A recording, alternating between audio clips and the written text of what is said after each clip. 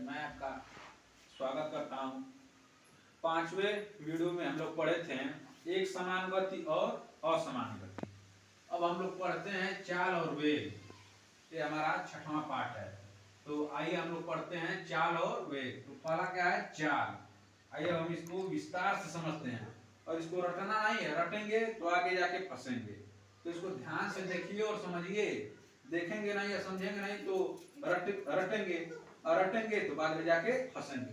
तो ये हम समझते हैं इसको।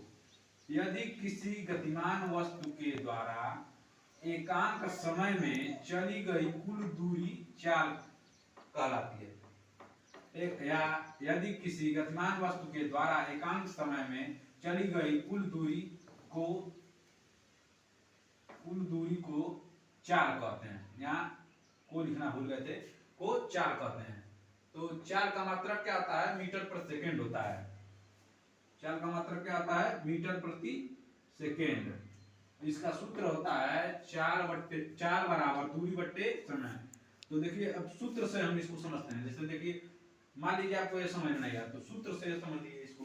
जैसे देखिए ये है चाल बराबर दूरी बट्टे समय है ना। किसी गतिमान वस्तु के द्वारा एकांक समय में चली गई कुल दूरी को चाल कहते हैं। एकांक समय मतलब जैसे एक सेकंड में जो दूरी तय करते हैं ना, वही क्या है? हमारी चाल है। अब चाल देख लिए। अब दूसरा क्या है? वेग है। तो आइए वेग हम समझते हैं। यदि किसी गतिशील वस्तु के द्वारा निश्चित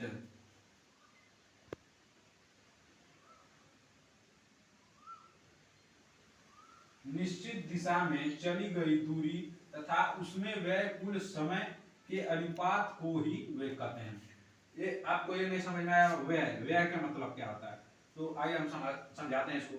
व्यय मतलब ये होता है कि जो उसमें जो समय खर्च हुआ है उसे ही व्यय कहते हैं। जैसे मान लीजिए किसी गतिशील वस्तु के द्वारा निश्चित दिशा में जो दूरी तय किए हैं, उसमें कुछ समय लगा होगा ना, तो उसी को यहाँ क्या लिखा है? व्यय लिखा है। तो उसमें जो जब दूरी तय किए हैं तो उसमें समय लगा ही होगा।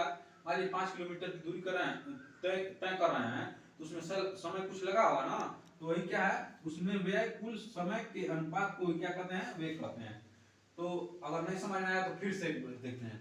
देखिए यदि किसी गतिशील वस्तु के द्वारा निश्चित दिशा में चली गई कुल दूरी तथा उसमें व्यय कुल समय के अनुपात को ही वेग कहते हैं। इसका मात्रक क्या होता है?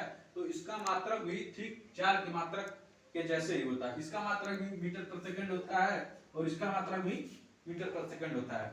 फर्क कितना होता है? इसका सूत्र अलग होता है, इसका सूत्र अलग होता है। वेग बराबर होता है निश्चित दिशा में चली गई दूरी बट्टे कुल समय, और इसका सूत्र होता है चाल बराबर दूरी बट्टे समय। तो इसका मात्रक सेम है लेकिन इसका फार्मूला अलग अलग है।